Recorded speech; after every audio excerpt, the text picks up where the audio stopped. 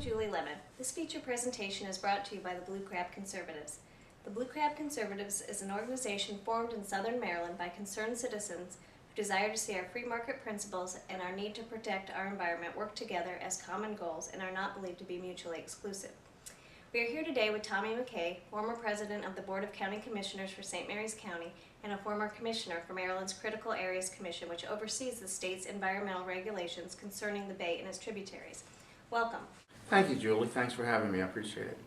I understand that you were one of the founders of the Blue Crab Conservatives. Can you tell us a little bit about it? Well, actually, I was one of the founding members, and the Blue Crab Conservatives is an organization, as you said earlier, that was sort of founded under the principles that we all agree that environmental issues and environmental legislation is absolutely critical to Maryland, especially Southern Maryland. I mean, we have the most beautiful tributaries and waterways that you can imagine anywhere in the state of Maryland. So the environmental issues are extremely important to us, but also important are jobs, reasonable growth within our community, good jobs for our children coming along. So we thought that we have to have an organization that really believes that there is a balance between the cost of environmental regulations and the creation of jobs and the creation of economic development. And we could find those balances and make sure that when there is legislation put in place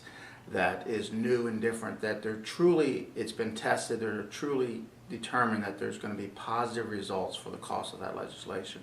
I'm not as active right now in the organization because, as you know, I'm running for election to the seat which I formerly held, which was president of the Board of County Commissioners. I'm running for re-election to that seat.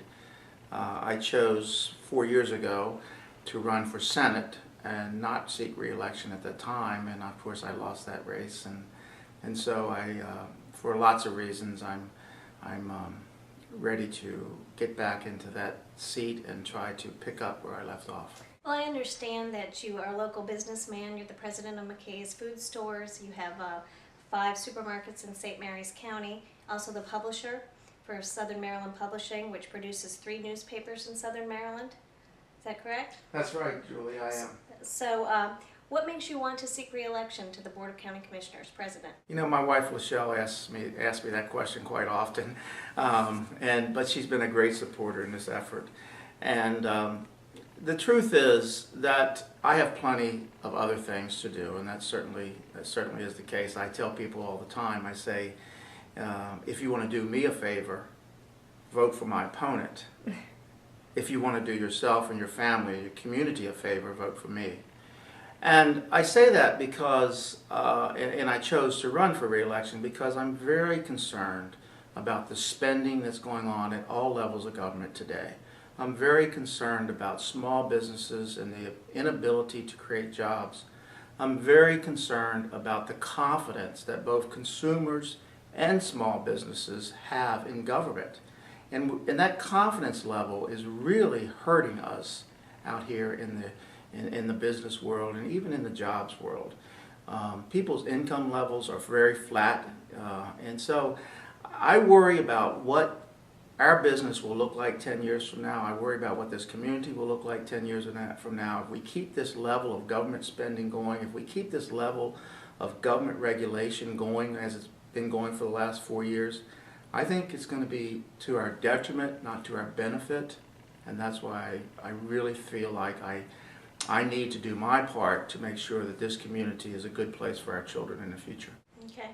As a businessman yourself, you probably understand better than anyone what government does for businesses, to businesses, and how hard it is right now. How does your background as being a businessman help with the being a county commissioner, president? Oh, that's a great question. I think that every elected official should have had to run a business. This should have been one of the criterias to being an elected official. And certainly the business that we're in, the food business, is an industry where we hire both professional workers as well as untrained workers, and so we see employees through all demographics and all sectors, and we work with those folks every day. But more importantly, customers. we see customers, when you come to a grocery store, the rich people don't shop one grocery store and the poor people another grocery store, or the African Americans one and the whites another. Everyone who comes to grocery stores come from different neighborhoods, different backgrounds, different jobs, different interests, and different levels of quality of life. So it really gives us a unique opportunity to really understand the diverse problems that these folks have in the community. But running a business is so critical. To understanding fiscal responsibility and fiscal management. I hear a lot of people talk about fiscal responsibility. Every candidate says, well, I'm going to be fiscally responsible. And I say, well, what does that mean? And I think voters really have to answer that question. What does that mean? I mean, is it fiscally responsible to spend $100 million on a new high school? Maybe it is. But there's a lot of things that you have to ask before you get to that point. And maybe the fiscally responsible thing to do is to first make sure that the community can afford to pay for what you're going to do. And that's what we do in business. We can't do anything in business that we can't afford to pay for. We can't. We can't raise taxes and get additional revenue because we overspent. So everything we do, we have to plan for it, and we have to make sure that we're going to be able to afford to pay for it. And that's what government doesn't do. Government decides from year to year what they're going to fund and what new ideas come along, what new requests. This agency wants this money, that agency wants that money, and they just fund it. And then suddenly, a year, 2 years later, they realize, well, wait a minute, we don't have the revenues to sustain that, to support that. Well, in business, we do 5-year plans, we do 10-year plans, and we project the new things that are coming on board. We project the new concepts. We may not be able to do them today, but we put them in the plan, and eventually we can get them done if they're worth doing. And that's the thing that government doesn't do, and that's the thing that business people do. And that's why I think that I think I brought that to the board 4 years ago, and I think I can bring it back again. Tommy, this election year appears to be filled with concerns about high government spending, government debt, and high taxes. What are your feelings concerning these issues? Yeah, Julie, people are upset out here. They really are, and they have a right to be. Over the last 4 years, property taxes in St. Mary's County have gone up 55%. It's a staggering number. While at the same time, people's incomes, their ability to pay those taxes, their incomes have been flat. So, of course they're upset, of course they're concerned. And in addition to that, we see government spending money that they don't have or borrowing money. The St. Mary's County debt is over $100 million right now. It just doesn't make any sense that we're going to pass that on to our children. When I was president of the Board of County Commissioners 4 years ago, we cut property taxes 3 times. We reduced the rates 3 times. We reduced the income tax rate twice. We reduced St. Mary's County's energy tax rate by 50%. We cut it in half. We put a cap on senior citizens' property taxes once they reach the age of 70. We were able to do that at a time when county government and revenues were half of what they are today. So it's really, I think, upsetting to folks that they're seeing their cost of government rising so fast when their personal incomes are flat, and in fact, in many cases, going backwards. Our unemployment rate is at the highest it's been in probably 20 years in St. Mary's County. Yet our government spending is at the highest rate it's ever been. So these things just, the impact on the community is just not in sync with what government is doing. And so we have got to really, we've got to bring down property taxes. I'm gonna ask the Board of County Commissioners, when I'm elected president of the board, to first do 3 things. First of all, I'm going to ask them to do an immediate reduction of income taxes. And that's going to put some money back into people's paychecks right away. And then I'm going to ask them to, within 90 days, I'm going to ask them to guarantee a property tax rebate on the next property tax bills, which come out next July. Well, they won't see that money for a while. But this will instill confidence in consumers and in small businesses. It'll let them know that this government is going to be concerned about the cost of government. It's going to be concerned about high taxes. It'll hopefully instill confidence back into our private sector to once again begin creating jobs and begin spending money. And the third thing I'm going to ask them to do is to lift some of the regulations that we've put on businesses that are really struggling to create jobs because of the regulations. Okay. Well, you mentioned the high property taxes in the county. Why are the taxes so high, and why is the cost of housing so high? Yeah, you know, a lot of people talk about, well, you know, my assessments have gone way up, and you hear elected officials say, well, it's the state's fault. They've raised the assessments.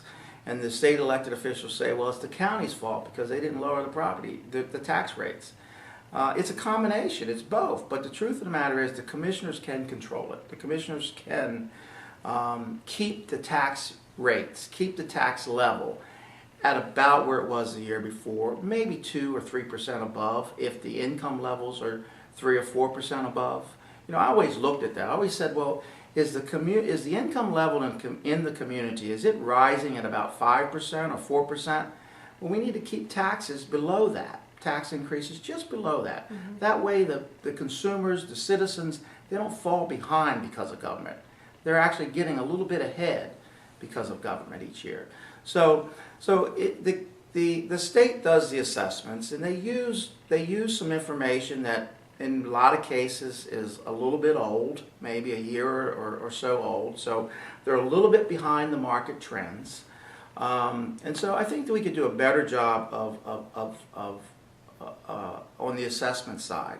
But on the cost of housing side, you know, in the last 4 years, through regulations, the cost of a new home in St. Mary's County has increased $55,000 just because of the new regulations that have been adopted in the last 4 years. Well, you add $55,000 on top of a $300,000, $400,000 home, and that's about all you can buy as far as a new home in St. Mary's County today is concerned. That's a lot of money. It's making it where young kids today, even middle-aged kids, can't afford homes in St. Mary's County. They're all being forced to go down into Lexington Park and get a townhouse or an apartment, which is nothing wrong with Lexington Park, and there's nothing wrong with that.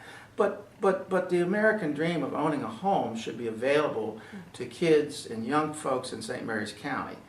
And so it's a lot to do with regulations. In addition to that, talking about the regulations that they passed in the last 4 years is one thing, but then the process that we've created to get permits, to get projects to the permitting stage. In other words, to get houses to market. Of someone who wants to build 10, 15 homes in St. Mary's County today can find it to be a 5-year process just to get through the development review and permitting process. Well, in that 5 years, the cost of carrying that property, the cost of redrawing those plans, the cost of interest rates on what the loans that they have outstanding will raise the cost of that end product dramatically. People say, well, let the developers pay it. The developers don't pay it. They pass it on into the cost of the end product. The people buying the house pay it. And so that cost, we have a system where only the big developers will even go into the system because of the risk involved. They don't know how long it's going to take and what's going to change during the process and what they're going to end up with at the end. In order to take that risk, you've got to have a lot of money. Banks won't finance that risk for small guys. So we've limited the competition in St. Mary's County because of the government regulations. Mm-hmm. You think about it, there's only 3 or 4 home builders left in St. Mary's County because those are the guys who have the resources to go 5 years through the process and get all the lawyers and all the engineers that they need to get them through the process and then pass that cost on to the home buyer. We've got to change that. Mm-hmm. Well, besides the high cost of housing in the county, a lot of people are concerned about the economy, jobs, and businesses. Can you talk about some of the things you would do to help the economy in the county?